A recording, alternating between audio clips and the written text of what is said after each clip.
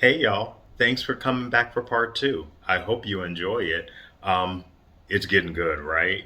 Y'all, it's getting good. You know it's funny. Like and subscribe if you haven't done so already. And stick to the end. There's a hilarious story at the end. Be amazing.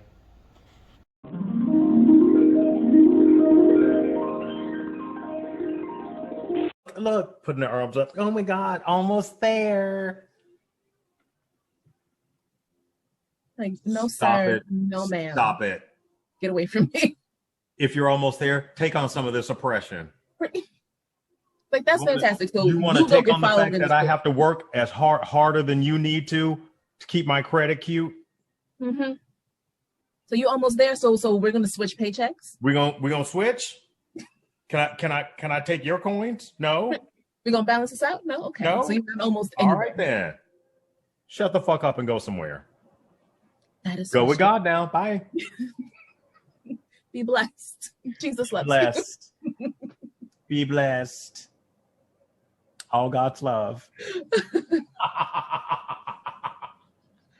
I've been doing that at work so often now. When they just say something stupid, I'm just like, "Oh, bless your heart, Mm-hmm. bless your soul." Mm-hmm. Mm-hmm. So Just like, baby. yes, Mm-hmm. yes. Do you watch Grownish, Love that show. Blackish? All the issues.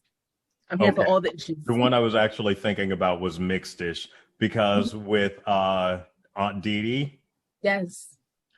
when Aunt Dee Dee and Alicia were working together and they did that whole scene with Girl. Girl, girl, Girl. girl. Girl. I have a friend of mine, one of my closest friends. His name is Venus or Chris. Did a Kiki with him a while back. Mm-hmm. We did that for about a week. We only spoke to one another in Girl, and it was most funny because we were the tokens, if you will, with all of our because we had like 8 friends. We were the only 2 black ones. So there's about 10 of us. We were the only 2 black ones. So when we would be around all this whiteness, there was a way that we communicated like Mm-hmm. this some white people shit, and we did it through Girl. They like somebody would like say like, "Oh my God, like I'm so dark. I'm gonna like start eating watermelon and stuff." And I'd look at V and I'd be like, "Girl." She's all like, "Girl."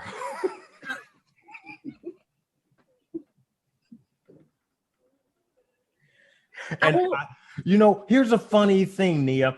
I always thought that that was a thing that he and I did, but Mm-hmm. I've done that to other black people I don't even know.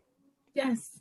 I'm just like, "Girl." She's all like, "Girl," and it only works with black women and gay women. I'm Yeah. sorry, and like it only works with black women and gay black men.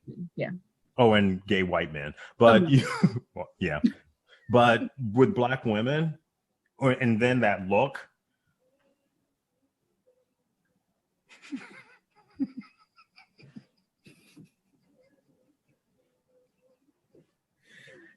And I love that so much. This is part of the reason why I was so excited that I have like a larger black circle now, because before it was just my mom that I could do that with, and I thought it was just Mm-hmm. like our thing. And like Mm-hmm. I Mm-hmm. was like, oh no, this is a cultural thing. No, it's a Like, cultural thing. I've got a culture. Mm-hmm. So, When you look across the room and you're all like, now, do you can't even get it out. like a couple shit. Okay. A couple years back, when Black Klansman came out. No, I'm sorry, not Black Klansman. It was it was Black Klansman. Scott and I decided to go see Black Klansman. So we go to Lincoln Center at 66. Uh-huh. And it's like 2 o'clock in the afternoon because we both had like a random Tuesday or something off. So we go in and we sit down and we sit and look around. I was the only black person in the room. The only black person in the room. How? So I'm looking around, and it's just white people after white people after white, just pouring in. There's just white people here, white people here, white people here, white people here, and I'm just looking around. And Scott and I we were fairly new in dating, so I'm all like, "Is this a get out moment?" So I'm like looking around, just scanning for teacups. I'm all like, "Look," and so like 5 minutes. No, I take that back. Like 2 minutes before the movie start, in classic form, here we come. There was two black people. They finally come in. And they sit just slightly off my left shoulder. Mm-hmm. And they walk in and they're like looking around and they sit down. And this guy and I, because he had his girlfriend with him, this guy and I kind of made eyes with each other, kind of nodded. And I was like, okay, at least there's 3 of us up in here just in case shit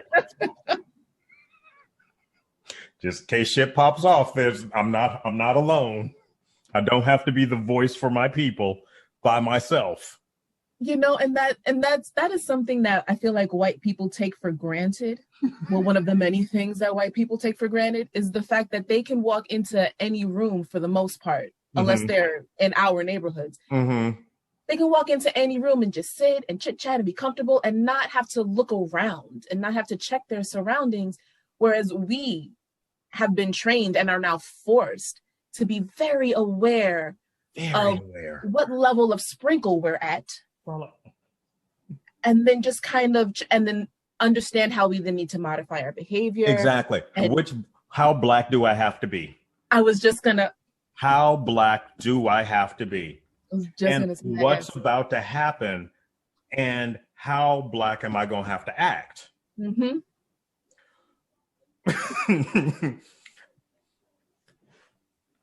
When I took Scott to Mississippi a couple years back, we were sitting in my mom's family room. And it was my mom and my stepdad and my sisters, my 3 sisters and their selected families. My sisters collected have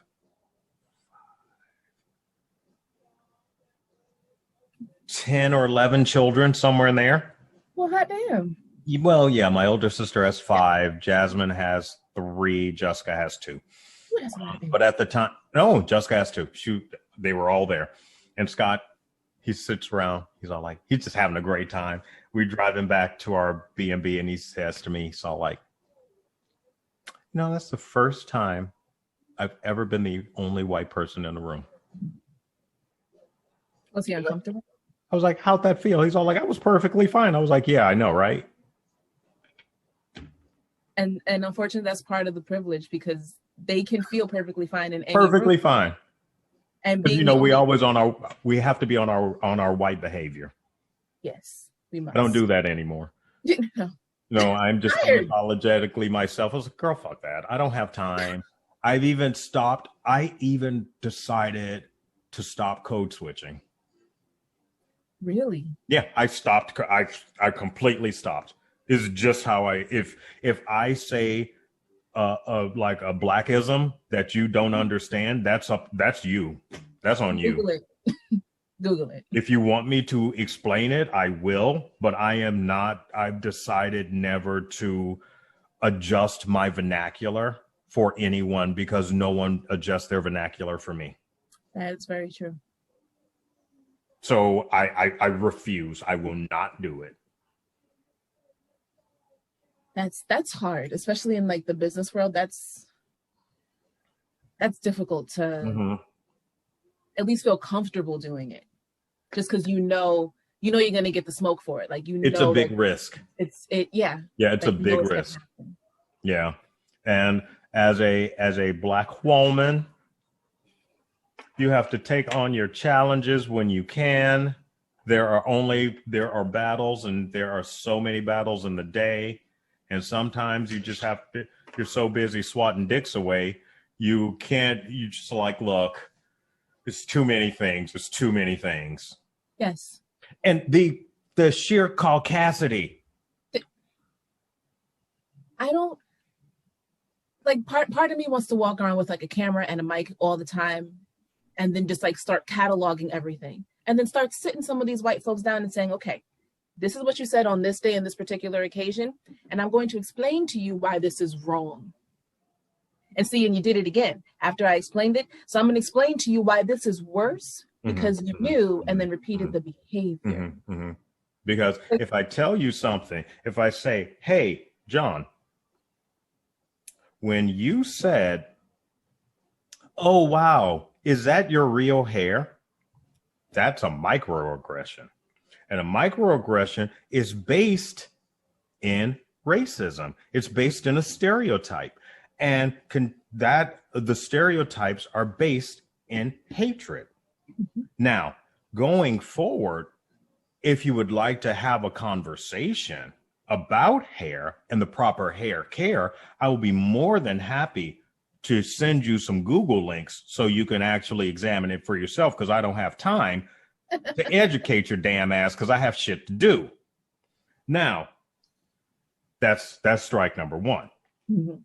So you go on about your business and you're living your best life, and this Tuesday you decide to wear, a new shake and go. And then John says something else about your hair. You're like, okay, John, we have talked about this particular microaggression before. Now it's looking like a pattern. And I think that there's further things that we need to examine about your relationship with Black women. May I know when you learned about race? And then he'll start backtracking and or doing my favorite, playing the devil's advocate. I've said it before. I'm going to say it again. The devil doesn't need your goddamn mediocre ass as an advocate. You know what the devil wants? Your soul. That's it. The devil doesn't need to advocate for your stupid ass, racist ass points of view. I don't need your perspective. I'm tired of your fucking perspective. Look at it through my perspective. I don't need constant conversations about my hair. Fuck you. No, you cannot touch it. No, maybe I bought it. Maybe it's real. Maybe it's Maybelline. It ain't have nothing to do with you. Did I ask you to pay for it? I didn't ask you to pay for it, did I, John? No. So get the hell out of my kitchen. Me at work. Wait, somebody said that to you at work? Well, well, that's happened repeatedly at work where they ask if my hair is real because I generally have it straight. And then in the summer, because the humidity and you know how we do, so I was just like, no, I'm gonna let my curls rock because I don't have the time or the energy for this to try to look like a person. It's your hair. So, but they're just like, oh, did you? It's like, oh, is that like extensions or something? And I'm staring at them and they're like, I'm sorry, I don't know what it's called. I'm like, you're not getting this look because of the misnomer. You're getting this look because you assumed that this hair isn't mine. Why would the hair not be mine? No. Do you actually answer? Do I answer which part? No, when after you give them the look, do you actually justify with an answer?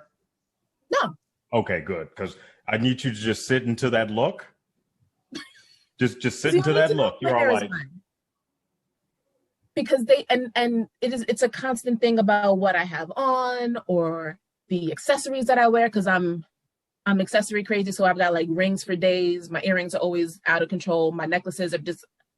I'm the person who will wear sweats and a hoodie and have my head look crazy, but I will be on point. I get you. Where else? Yeah. So there's always commentary about that. And I eventually just got so sick of having to explain my appearance to people. So I'm just like, why do you care whether this is my hair or not? Is it affecting you? I don't even sit near you anymore. Does it matter whether or not this is my hair? Is it bothering you? It's like, well, no, I thought it looked nice. So I wanted to know. All you had to know was that it looked nice. That's the only information you needed to share. You could have just said, your hair looks nice today, Nia. Exactly. Thank you. That's exactly what I said. That's all you needed to say. That's all you had to say. I don't need all this other bullshit. Don't get in my business. Like, are you going to buy me some hair? Because if you're offering to buy me some hair, then I will send you a link. There's some Remy that I need. Right, it's like we can go on AliExpress right now and you could buy me some hair if you're that concerned. But if you thought I looked nice, that's all you had to say. And They're if like, you oh, have we have other to. follow-up questions, there's a whole list of hair care products that are on my Amazon list that I need here right now. Shoot. And then I had another girl who we're friends. You know, and for me, because of how I bring people into my bosom, my friends are basically my acquaintances. Like when I meet a dog on the street, I've made a friend for 10 seconds. I got you.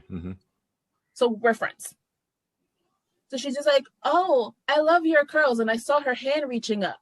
And I was just like, oh, ma'am. It's like, I need you to not touch my hair. And she's like, but why? It just looks so fluffy. And I was like, and yours looks so flat, but you don't see me patting you down like a poodle. Don't touch my hair. Well, we're friends, so I'm just going to touch it. And I was just like, no, you're not. She kept trying to reach for me. I'm just like, this is not a zoo. I'm not an attraction here. This is not a petting zoo. Don't touch my hair. That is some disrespectful bullshit. And she just kept like chuckling, saying, oh, but we're friends, but we're friends. I was like, my friends would respect the fact that I said, don't touch me. That's when she would have got elbowed in the titty. But she was also the boss's daughter, so I could not do that. Oh, so I was just like, can you, like, really? That's privilege. That is privilege. When she left that day, she walked past me and like real light on the end of my head. She just like, bye. See, I gotcha. Like, it's cute. Oh, I'm so sorry that you had to deal with that shit, girl. And I know, and I'm always stuck between the point where you know that they don't know any better. Yes, but they also do. Being aware of the fact that it is 2000, whatever it happens they to. Know it's better. The 21st century, you know better. You know better. And if you don't know better, Google can teach you everything. You learn yourself something. I'm not touching your hair. Oh my God, you can. I don't want to. I don't want to touch your hair. I don't want you to touch my hair. I was hosting this party, and this was right when I was growing my hair out. And I just started coiling it. Mm-hmm. So it was a little short and just a little tiny. So I'm out and I'm just hosting, and this white gentleman comes up to me and he's all like, "Oh, I like," and he's going up in here. I was like, and I'm starting to bend, and I do this Bosu ball fitness thing, so super bendy. So here I am, matrix bending back, and I'm all like, "How very goddamn dare you?" is what I said. Then he's all like, "What? I just want to touch it." I was like, "I don't want you to." Well, I just want to say, I don't want you to. How dare you? Can you imagine if Black folk actually started doing that? If we were running around just arbitrarily touching hair. Can you imagine? And I think about you know what it'd be? Can you imagine what would happen? There would be a federal law just like this. Just like if men could get pregnant, we would never have a conversation about abortions. No, we sure would. If men could get pregnant, we would never have a conversation about abortions. Birth control will be free. Feminine products would be like $1. Fuck that. They'd be free. They'd be sent to your house. There would be a website to order your size. Come on. Right to your door. They would send it right to your door. If you got cramps, somebody will come over and woo you. You could take the day off. You could take the week off. Just when your cycle's over, you could come back. And if men could have babies, you could your maternity would be for however long you needed to have time with your baby. You need to take 6 months off. It's okay, Steve. You can have 6 months off to bond with your child. We'll figure out something. Maybe you could just work remote from now on. You could work remote. It's okay. It's okay. It's okay. Bullshit. That bothers me so much. And it's not even just the hair thing. It's that I noticed that a lot of white people and men in particular feel like they have access to everything. Mm-hmm. You know, like why they are entitled. And not just as a Black woman, but as a woman in general, why does everybody seem to feel like they've got access to my body? You wanted to know what my hair feels like, so you're going to touch my hair. You think my shirt's cute, so you're going to sit there and do this and flip at the fabric. Don't touch me. Don't touch me. I'm not touching you. I don't feel like I have the authority to walk up, touch someone, because that's an invasion of their space. But by you coming up and putting your hands all over me, what that tells me is you don't value me as a person. You don't even think that I'm a thing. I'm a pet. I'm a pet. So you're fascinated by this pet. So you've been given this entitlement your entire life that it doesn't matter what I think. It doesn't matter what I feel. It doesn't matter because you want to do it. So of course you can do it. And that's all that matters. That's all that matters. The only thing that makes a difference. There was a gentleman, there was a person at my job who had to be removed on multiple occasions. He was let go and then rehired several times over the years. Mm-hmm. And this person refused to simply give a person a compliment. He couldn't just say, "You look nice today." He would pass by my desk the very few times I actually wore lipstick, and he's part of the reason why I stopped wearing makeup altogether at work. He would pass by my desk and was just like, "Oh, well, look at you today. Look at those lips." First of all, don't talk about my lips. Don't grunt at me. And then he would get angry because I didn't giggle and hide my face and say, "Oh my God, thank you so much." You're invading my whole spirit, especially with that grunt. He had a habit of grunting at me. He had a habit of grunting at women in general. And he's the person who calls women bitches and whores and selfish and hateful because they don't respond to him when he catcalls them in the street. He's that person. So I'm like, first of all, I don't know why you are allowed to walk around without a keeper. And why do you feel like you have access to me? I don't run around touching you. And he's like, "Oh, but you can." I don't want to. That is the point. He's been given the green light his entire life, though. But if a man has gotten to my age and he still acts that, and he continues to act that way, that means that he's had 40 some years. He was 60. People, of green lighting that behavior, of women saying, well, he's 60, so that is just all this patriarchal white bullshit that he's just been green lighted. He grew up in pinching asses, and women are all like, "Oh, Steve, oh, you stop that. Oh," No, and that's I'm the gonna same block you. Don't touch mentality. me.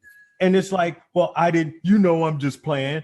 I don't care. I don't care.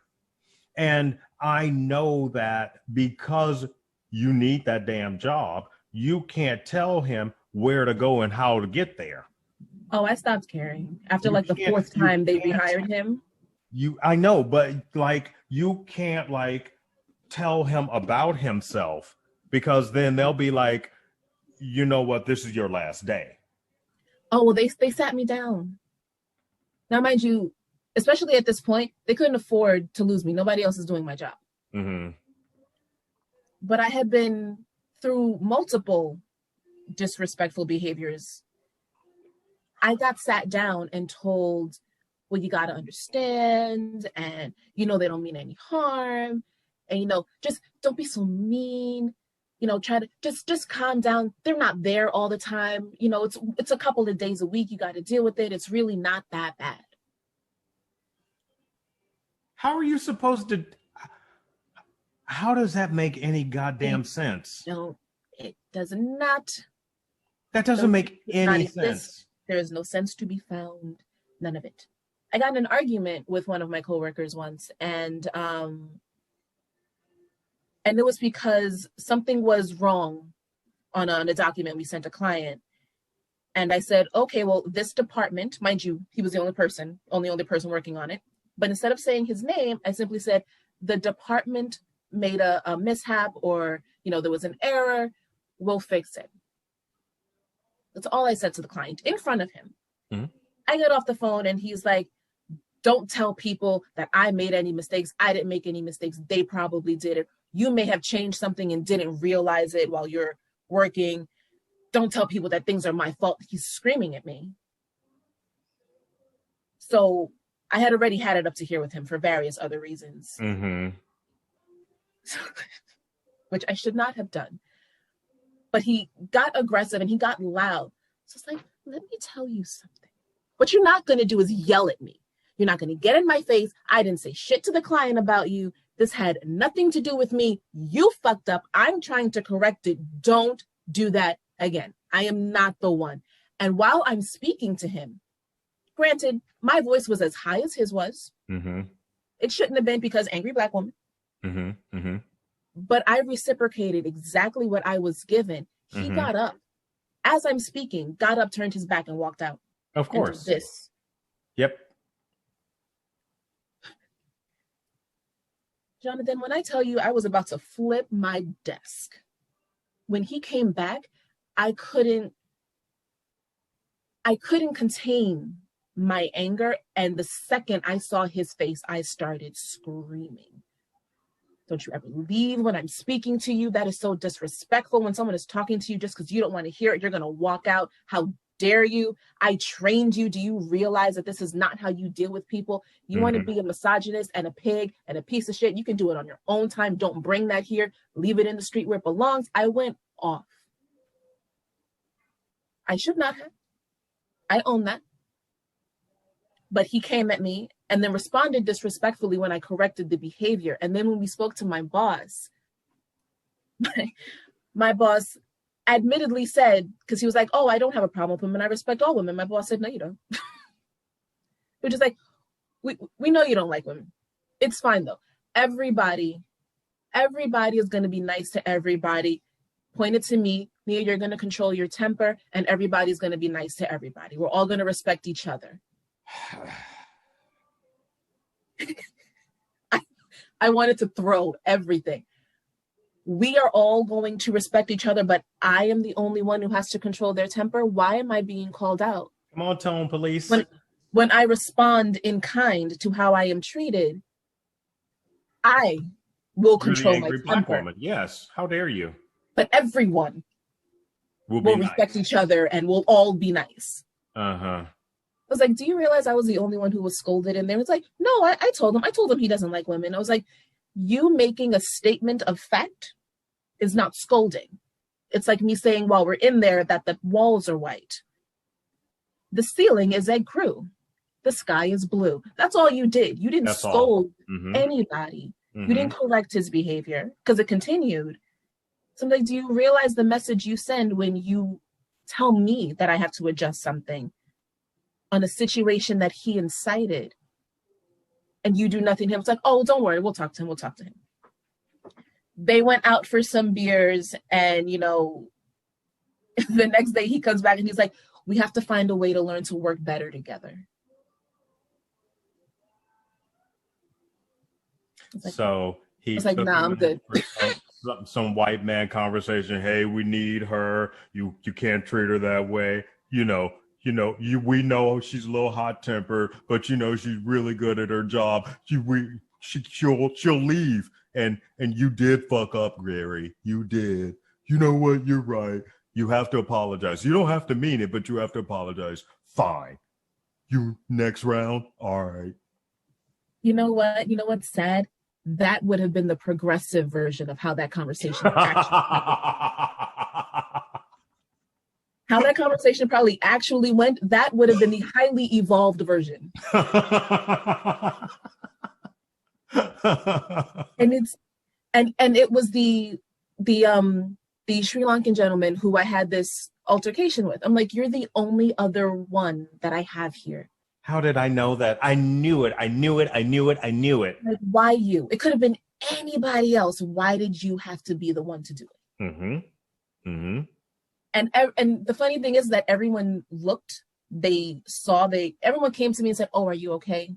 Do you need to talk? Are you all right? Anytime I get harassed at work, do you need to talk? Are you all right? Let's go out. Let's go get a drink. I'm just like, where are you? When it's happening? Where are you? Where's this ally? Where's this ally when it's happening? Because I've said it before, and I'm going to say it again. silence equals acquiescence. Yes, it Keeping does. your mouth shut is you green lighting what's happening to me. Yep. I don't need your pity. I don't need your sympathy after the fact. You see it happening. You see all of this attack coming at me. And I react, and then you police my tone and you call yourself my ally. I don't want that kind of ally. Exactly. And they don't get it. You're the worst. You're a worse ally than this other person, because with this other person, I know exactly where you stand. Yes. I don't need your shady ass, your backstabbing ass going over here with the other guy. Exactly. But then we're ungrateful.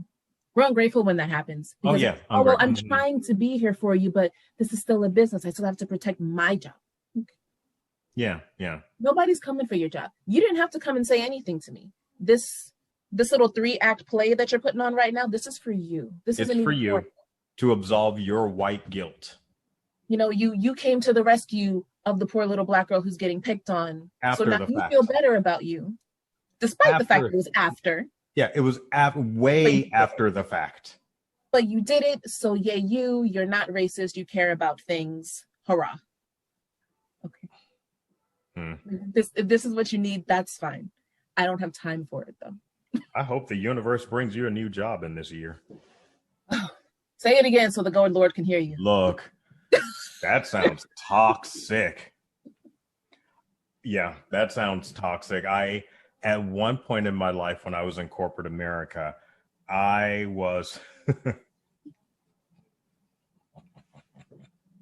Uh-oh. Uh-oh, I'm scared now.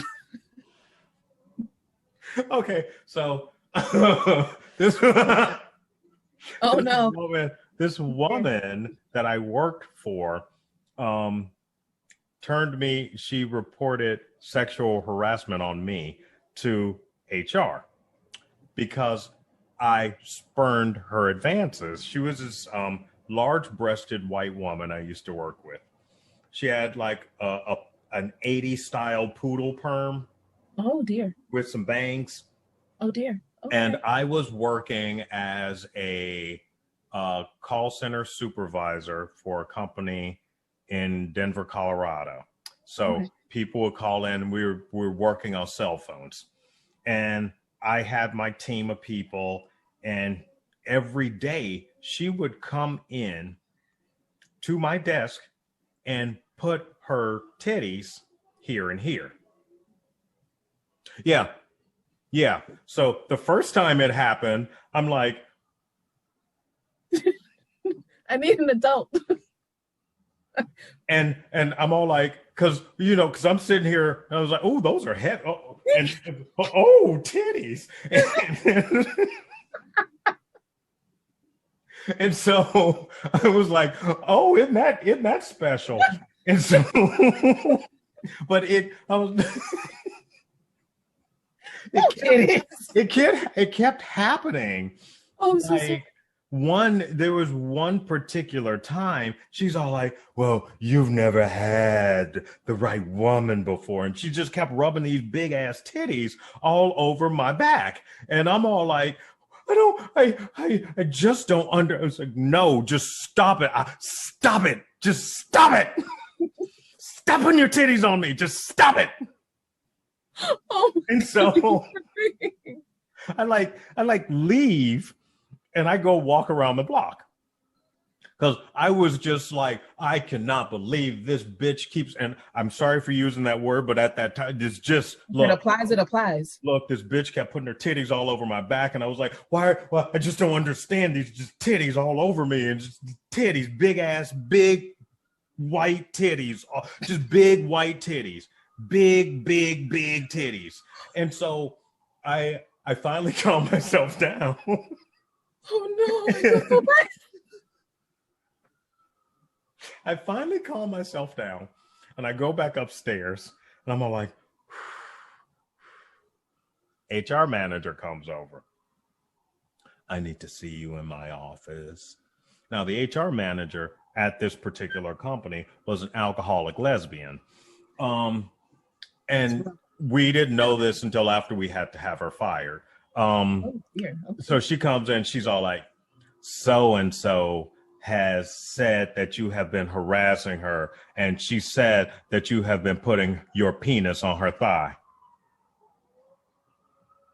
And I said to her, I was like, you do realize that I am very gay.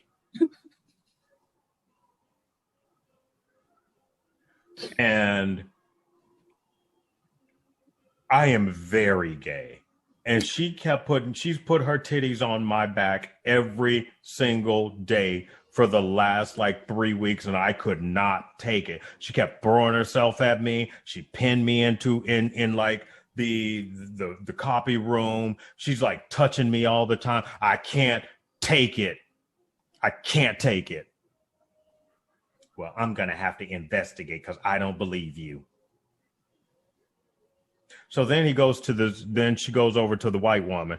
Well, he says this, blah, blah, blah, blah. Well, I didn't say it, the white woman. I didn't say blah, blah, blah. So the only thing that saved me was a friend of mine who, white guy, a white man, had to come save me because he's all like, so-and-so she keeps putting her titties on. She's relentless with those titties.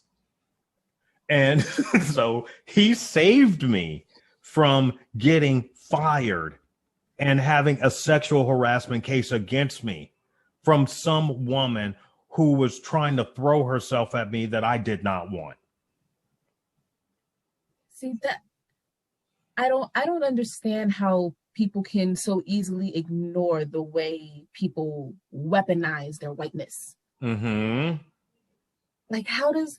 But we're the violent ones. Like, everybody gotta watch us because we about to do something all the time, apparently. I felt like a rape victim, and I don't mean that I don't mean to make light of that, but I legitimately felt I was sexually assaulted. You were. I was sexually assaulted. It's a violation. And so she just kept, and no one would believe me. No one would believe me until I had a white friend who witnessed it stand up and say this happened. And unfortunately, you were lucky to have that happen. And it's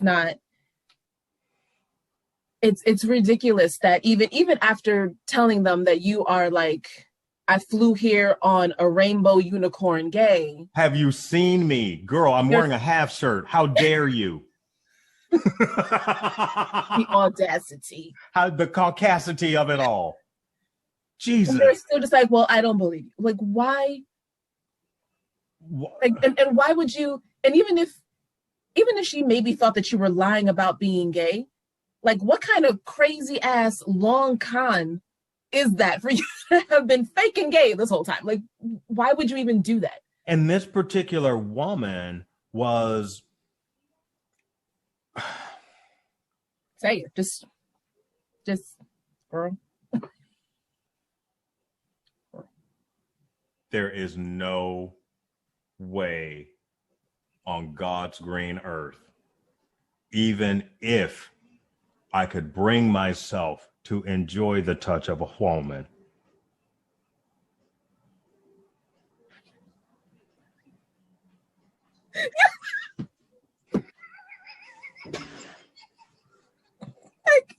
I cannot with your face. Oh my God, I can't. Oh, okay. Nia, this has been an amazing chat. It has. I'm so glad we did this. I've had such a good time talking to you. Me too. And as I'm closing, I want you to know that I see you as a beautiful, intelligent, powerful Black queen. And that is the way you should always face the day. Thank you. Pay no one any never mind. If they are blocking your blessing, you don't need them in your life. You're right. You're right. Mm-hmm. Mm-hmm. Yeah, I know. Sometimes we need a little reassurance from our kings, you know? Just gotta be. All right. Well, thank you. Thank you.